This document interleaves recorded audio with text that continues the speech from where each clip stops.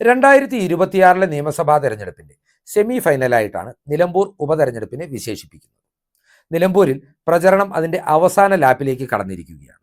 ഇപ്പോൾ രാഷ്ട്രീയ വൃത്തങ്ങളും പുറത്തുവരുന്ന പ്രീപോൾ സർവേകളുമെല്ലാം UDF സ്ഥാനാർത്ഥിയുടെ വിജയം ഏതാണ്ട് ആധികാരികമായി തന്നെ പ്രവചിച്ചും തുടങ്ങിയിട്ടുണ്ട്. ഇവിടെ UDFന് ഏറ്റവും അനുകൂല ഘടകങ്ങളാകുന്നത് സർക്കാർ വിരുദ്ധ വികാരവും നാഷണൽ ഹൈവേ തകർച്ചയും വനം വന്യജീവി സംഘർഷവുമെല്ലാം ആണെങ്കിൽ കൂടി ഒരു മുന്നണി എന്ന നിലയിൽ UDFലെ വിവിധ ഘടകകക്ഷികൾ തോളോട് തോൾ ചേർന്ന് നിന്ന് നടത്തിയ പ്രവർത്തനങ്ങളാണ് നിലമ്പൂരിൽ വലിയ രാഷ്ട്രീയ മുന്നേറ്റം ഉണ്ടാക്കുവാൻ UDFനെ സഹായിച്ചത് എന്ന കാര്യത്തിൽ ഒരു തർക്കവുമില്ല. ഈ തെരഞ്ഞെടുപ്പിന്റെ ആദ്യ കാലങ്ങളിൽ ആര്യാടൻ ഷൗക്കത്തിനെ സ്ഥാനാർത്ഥിയായി പ്രഖ്യാപിച്ച വേളയിൽ തന്നെ മുസ്ലിം ലീഗ് വോട്ടുകളിൽ ചോർച്ചയുണ്ടാകുമെന്ന പ്രചരണം മാധ്യമങ്ങളുടെ ഭാഗത്തു നിന്നും ഇടതുമുന്നണിയുടെ ഭാഗത്തു നിന്നും ഉണ്ടായിരുന്നു. ഇതിനവർ പ്രധാനമായും ചൂണ്ടിക്കാണിച്ച കാരണമെന്ന് പറയുന്നത് ആര്യാടൻ ഷൗക്കത്തിന്റെ പിതാവായ ആര്യാടൻ മുഹമ്മദും മുസ്ലിം ലീഗും തമ്മിലുണ്ടായിരുന്ന സംഘർഷഭരിതമായ രാഷ്ട്രീയ ബന്ധമാണ്. ചില ഘട്ടങ്ങളിൽ ലീഗിന്റെ പരമോന്നത നേതാക്കളായ തങ്ങൾ കുടുംബത്തെ വരെ ആര്യാടൻ മുഹമ്മദ് രൂക്ഷമായ ഭാഷയിൽ വിമർശിച്ചിരുന്നു. എന്നാൽ 2026 പൊതു തെരഞ്ഞെടുപ്പിൽ വലിയ വിജയമുണ്ടായില്ല എങ്കിൽ തങ്ങളുടെ രാഷ്ട്രീയ നിലനിൽപ്പ് തന്നെ അവതാളത്തിലാകുമെന്ന് കോൺഗ്രസും ലീഗും തിരിച്ചറിഞ്ഞതോടെ എല്ലാ ഭിന്നതകളും മാറ്റിവെച്ചുകൊണ്ട് അധികാരം പിടിക്കുക എന്ന ഒറ്റ ലക്ഷ്യത്തിൽ ഒറ്റക്കെട്ടായി കേന്ദ്രീകരിക്കുവാനാണ് അവർ തീരുമാനമെടുത്തത്. ഇതിന്റെ ഫലമായിട്ട് തന്നെയാണ് സ്വന്തം സ്ഥാനാർത്ഥി മത്സരിക്കുന്നത് പോലെ തന്നെ മുസ്ലിം ലീഗ് അണികൾ ആര്യാടൻ ഷൗക്കത്തിനെയും ഏറ്റെടുത്ത് നിലമ്പൂരിൽ പ്രചരണം ശക്തമാക്കിയത്. തെരഞ്ഞെടുപ്പ് പ്രചരണത്തിന്റെ ആദ്യ വേളകളിൽ, കൃത്യമായി പറഞ്ഞാൽ തെരഞ്ഞെടുപ്പ് കൺവെൻഷന്റെ സമയത്ത് പാണക്കാട്ട് കുടുംബാംഗങ്ങളുടെ സാന്നിധ്യം ആ വേദിയിൽ ഉണ്ടാവാതിരുന്നതിനെക്കുറിച്ച് ഇടതുമുന്നണി വലിയ രാഷ്ട്രീയ ചർച്ചകൾ ഉയർത്തിവിട്ടിരുന്നു. ആര്യാടൻ ഷൗക്കത്തിന് അംഗീകാരം കൊടുക്കാത്തതിന്റെ പ്രതിഫലനമാണ് ഈ അസാന്നിധ്യം എന്നുപോലും ചില മാധ്യമങ്ങളിലൂടെ ഇടതു നേതാക്കൾ പറഞ്ഞുവെച്ചു. എന്നാൽ ഈ പ്രചരണങ്ങൾക്ക് തടയിടുവാനായി സാക്ഷാൽ PK കുഞ്ഞാലിക്കുട്ടി എന്ന മുസ്ലിം ലീഗിന്റെ ഏറ്റവും ജനകീയനായ നേതാവിനെയാണ് തങ്ങൾ കുടുംബം നേരിട്ട് കളത്തിലിറക്കിയത്. നിലമ്പൂരിലെ പ്രചരണ രംഗത്ത് നാം നോക്കുകയാണെങ്കിൽ യുവ നേതാവായ PK ഫിറോസും മുസ്ലിം ലീഗിന്റെ മുതിർന്ന MLA ആയ PK ബഷീറും എല്ലാം പ്രചരണ രംഗത്ത് സജീവമാണ്. എന്നാൽ സാക്ഷാൽ PK കുഞ്ഞാലിക്കുട്ടിയുടെ സാന്നിധ്യം ഈ തെരഞ്ഞെടുപ്പ് രംഗത്ത് അണികൾക്ക് പകർന്നു നൽകുന്ന ആവേശം ഒട്ടും ചെറുതല്ല.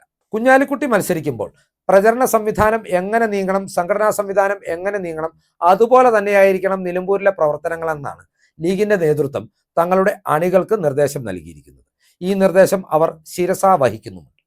മറ്റൊരു പ്രത്യേകത എന്ന് പറയുന്നത് PK കുഞ്ഞാലിക്കുട്ടി സ്വന്തമായി തെരഞ്ഞെടുപ്പിൽ മത്സരിക്കുമ്പോൾ പോലും വളരെ അപൂർവമായി മാത്രമേ അദ്ദേഹം വീട് കയറിയിറങ്ങി വോട്ട് അഭ്യർത്ഥിക്കുന്ന രംഗങ്ങൾ നാം കണ്ടിട്ടുള്ളൂ. എന്നാൽ നിലമ്പൂരിൽ അതും നാം കാണുകയാണ്. PK കുഞ്ഞാലിക്കുട്ടി തന്നെ നേരിട്ടിറങ്ങി വീടാന്തരം കയറി ആളുകളോട് കുശലം ചോദിക്കുകയും ആര്യാടൻ ഷൗക്കത്തിന് വേണ്ടി വോട്ട് അഭ്യർത്ഥിക്കുകയും ചെയ്യുന്ന ദൃശ്യങ്ങൾ ഇപ്പോൾ സമൂഹ മാധ്യമങ്ങളിൽ വൈറലാകുകയാണ്. ഇനി UDFലെ കുഞ്ഞാലിക്കുട്ടിയുടെ പ്രാധാന്യത്തെക്കുറിച്ച് പറയുകയാണെങ്കിൽ, ഒരു കാലഘട്ടത്തിൽ ഉമ്മൻചാണ്ടിയോടും KM മാണിയോടും തോളോട് തോൾ ചേർന്ന് നിന്നാണ് കുഞ്ഞാലിക്കുട്ടി UDFനെ നയിച്ചത്. എന്നാൽ ഉമ്മൻചാണ്ടിയുടെയും മാണിയുടെയും അഭാവത്തിൽ ഇന്ന് ആ ഉത്തരവാദിത്തം അദ്ദേഹം ഒറ്റയ്ക്ക് ചുമലിലേറ്റുകയാണ്. 1991 മുതൽ ഇതുവരെ രൂപീകൃതമായിട്ടുള്ള എല്ലാ UDF സർക്കാരുകളിലെയും രണ്ടാമനായിരുന്ന ഈ നേതാവ് ഇന്ന് ലീഗ് അണികൾക്ക് മാത്രമല്ല കോൺഗ്രസിന്റെ അണികൾക്കും ഇതര ഘടകകക്ഷികളുടെ അണികൾക്കും കുഞ്ഞാപ്പയായി മാറുന്നത് അദ്ദേഹത്തിന് മുന്നണിയിലുള്ള വലിയ സ്വീകാര്യത കൊണ്ടാണ്.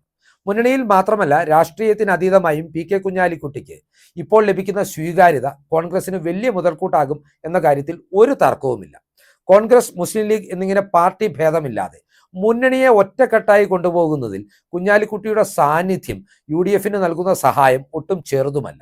ഇതിനാൽ തന്നെ നിലമ്പൂരിൽ PK കുഞ്ഞാലിക്കുട്ടി ഒരു തരംഗം തീർക്കുകയാണ്. ആര്യാടൻ ഷൗക്കത്തിന് മഹാഭൂരിപക്ഷത്തോടുകൂടി ഒരു വിജയമുണ്ടായാൽ അതിന്റെ പ്രധാനപ്പെട്ട കാരണക്കാരനായും വിജയശില്പിയായും VD സതീശനോടൊപ്പം തന്നെ വിലയിരുത്തുവാൻ കഴിയുന്ന നേതാവായി PK കുഞ്ഞാലിക്കുട്ടി മാറും എന്ന കാര്യത്തിലും തർക്കമില്ല. എന്നാൽ എല്ലായ്പ്പോഴും ചെയ്യാറുള്ളതുപോലെ തന്നെ തെരഞ്ഞെടുപ്പ് വിജയത്തിന് ശേഷം വലിയ അവകാശവാദങ്ങളൊന്നും ഉന്നയിക്കാതെ മാറി നിൽക്കുന്ന കുഞ്ഞാലിക്കുട്ടിയെ തന്നെയാവും അപ്പോഴും നമുക്ക് കാണാൻ കഴിയുക. PK കുഞ്ഞാലിക്കുട്ടി എന്ന മുതിർന്ന നേതാവിന്റെ സാന്നിധ്യം നിലമ്പൂരിൽ ഒരു നിശബ്ദ തരംഗമായി മാറുമെന്നും UDF സ്ഥാനാർത്ഥിയായ ആര്യാടൻ ഷൗക്കത്തിന്റെ മഹാഭൂരിപക്ഷത്തോടുകൂടിയുള്ള ചരിത്ര ഭൂരിപക്ഷത്തോടുകൂടിയുള്ള വിജയത്തിന് അത് കളമൊരുക്കുമെന്നും വരാനിരിക്കുന്ന രാഷ്ട്രീയ പോരാട്ടങ്ങളുടെ നാളുകളിൽ കുഞ്ഞാലിക്കുട്ടിയുടെ സാന്നിധ്യം UDFന് എങ്ങനെയാണ് ഗുണം ചെയ്യുന്നത് എന്നുമെല്ലാമുള്ള ചിന്തകൾ പങ്കുവച്ചുകൊണ്ട് ഈ വീഡിയോ ഇവിടെ അവസാനിപ്പിക്കുകയാണ്.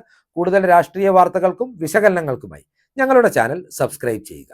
നന്ദി.